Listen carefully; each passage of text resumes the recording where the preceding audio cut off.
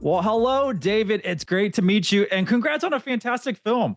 Thank you. Thanks. I appreciate that. You really don't see movies like this often anymore, and you also picked two incredible leads, and so it just transported me back to a time where, not these types of films, but these type of star powers linking together and offering something really, that we don't see at all. So I Yeah, wish I watched this on the big screen. I watched it at home, but I want to watch this on the largest screen possible because that's the way movies should be watched as well. I agree. Okay, first of all, I agree. I agree with that statement. And we're not a big movie. We were a little guy, and a lot of people said to us, when I started making the movie, oh, that's a cool streaming movie. You'll sell that to streamers easy. Um, and so to be coming out in theaters at all, um, it feels really great, and we shot it in a way. One of Sam's first questions to me was like, how are you going to shoot this so that, for a theater, shoot it for a theater. How are we going to shoot this for a theater? And I told him how. I said, and yeah, I think I think you will. This is a movie that really benefits from being on a big screen. It's a cinematic movie. It's big. We did a lot of that stuff for real, and you really feel it. Yeah, luckily I don't have a tiny, tiny TV, so I got a little bit of what to expect. So I'm going to catch this in theaters as soon as I can. It is a high intensity thriller. Locked is amazing. It actually has Thanks, man. great humor sprinkled throughout. I find myself chuckling at a lot of the lines in there, so I love the balance in there. And this movie Thanks. does take place inside a car, so I wanted to ask you, how do you approach keeping the tension gripping from start to finish? Yeah, yeah. So like, you know, I came at this movie like with a specific approach, right? Which was um I wanted to sort of take on this genre in a new way and sort of show the audience things that they've never seen before in this genre. We've seen contained thrillers many times, and he's, from 10 Angry Men. All the techniques of the walls closing in, the focal length, compressing, like all of these sort of techniques that were sort of started then and sort of continued. Um, I felt like we'd seen before, and so I wanted to do something completely different from that. I wanted to sort of carve a new path, and I wanted, oftentimes movies like this that are so cinematic, um, uh, they're or movies like this that are so contained, they're not cinematic, or they it's tough to make it cinematic because when you think of cinematic, you think like anamorphic lenses, but anamorphic lenses, focus distance. Sorry, it's so technical, but their focus distance can be 6 to 9 feet away, so you can't put that in a car with someone, so you're forced to shoot on other lenses or things like that. And so I didn't want to do any of that. I wanted to shoot this as cinematic as possible and really, you know, make it feel like a movie, like the movies I grew up on, the like 90s, like you're saying, like this sort of It was like mid 2000s. There were certain movies that had this feel, like just early 2000s, late 90s, and I just got transported back definitely. to a time, and that's why I felt like the movie is going to be great for everybody to watch. It's something, like I said, we haven't seen in a long time, and you just answered my next question about the camera techniques. But can you walk us through, some of the techniques that you used, and maybe talk a little Yeah. bit more in detail about that, because it's actually super exciting the type of shots you got in such a small space. Yeah, there's so many, and I feel like sometimes on when we do these interviews, like I feel like I give people the same thing. So I just talked about that oneer, right, where we go around and around, and it's built on a car that sort of spreads out, and you get the camera in. But I'm going to tell you something that I guess I haven't really shared with people, which is there's a shot that we did when the car is sort of going through the parking garage and it's going sort of around and around. So we mounted a camera on the outside of the car and then mounted a camera on the inside of the car, and it was just separated by the glass. And so what it allowed me to do was shoot. So we had a stunt driver just driving Bill around, just spinning, making him actually sick, just tormenting him. And we kind of told him, hold on, good luck. And we drove him through there. And essentially we were able to stitch those two camera shots together into one super wide, like panoramic shot.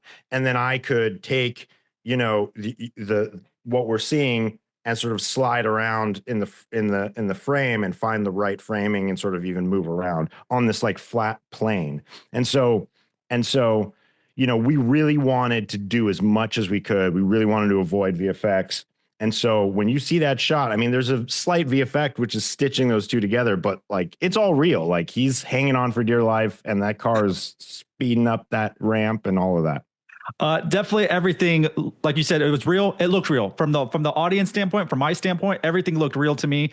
So I was like, I don't know how they did it. So thanks for those answers. Well, so let me tell you one more thing that I think you'll find interesting, because we are a little indie movie, like we are, and money was tight, and there was a piece of me that like I try to do everything that I possibly can practically because I just think it looks better. But on this movie specifically, I was also afraid that we might not be able to afford the VFX on the other side in post. So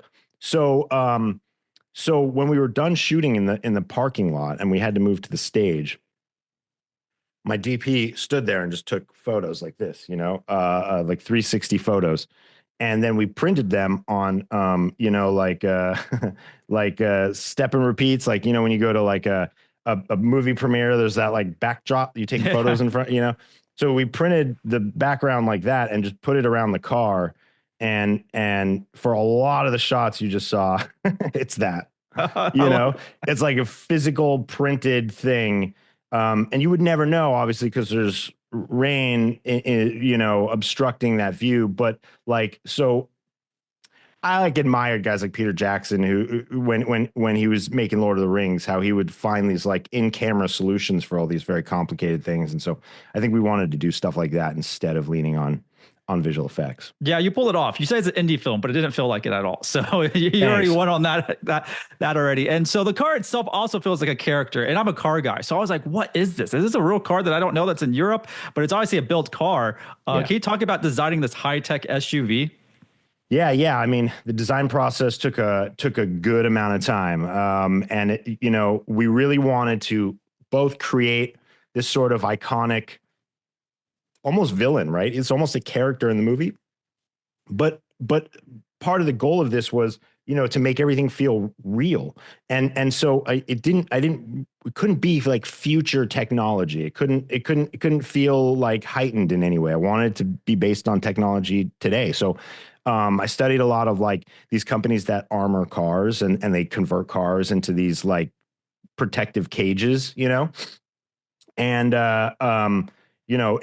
I'll give you an example that you may or may not have noticed. Like in the trailer, that shot with Anthony Hopkins where the window sort of lowers.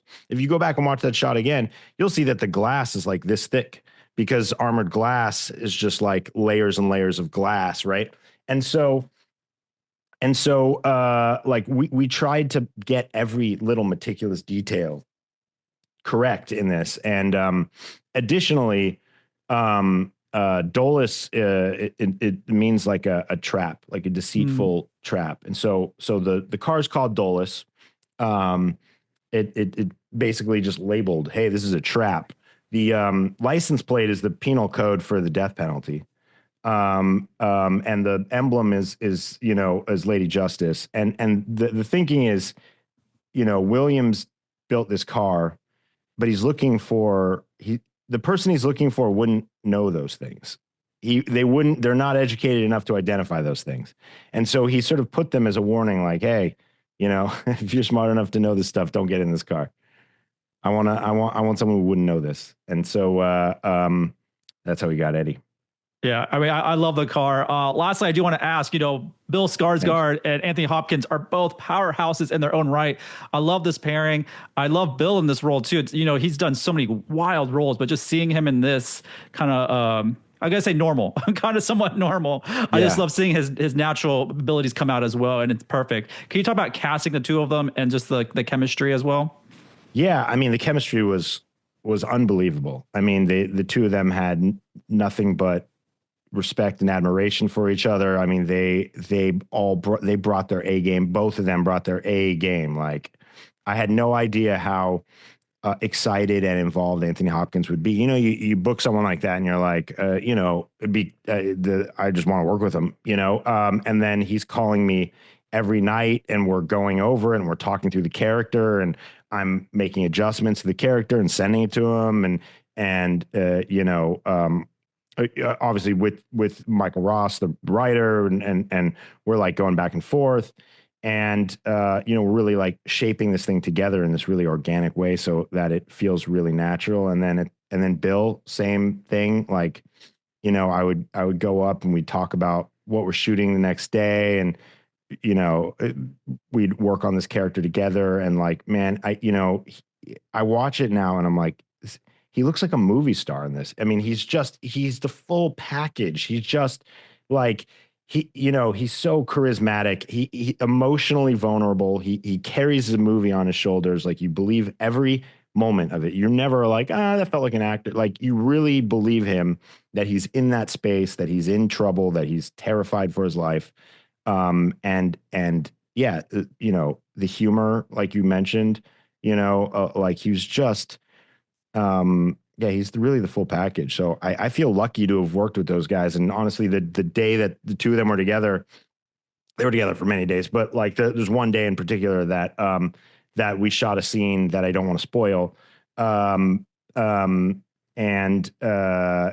it was like, it felt like we really captured magic that day, like the chemistry between the two of them, and the way I would push them, I'd go whisper into each of their ears, encouraging them to push and to fuck with the other guy and to sort of get in his head and throw him off. I just had them sort of going for each other, and they just, every take, it was like I didn't want to stop because each take was like better than the previous take. And it was just like a surreal experience. And the crew felt like we captured magic. Everyone was kind of buzzing.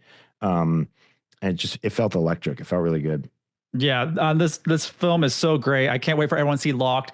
I really appreciate bringing this type of movie to life in this genre, and maybe this can create a new world, a kind of a franchise at the same time. Because I feel like maybe there's other types of crazy tech traps out there that people are doing the same thing. Who knows? It could be a new thing. it'd be. I mean, sign me up. It'd be great. David, it's an extreme pleasure, and hope to do it again. Thanks. Thank you so much.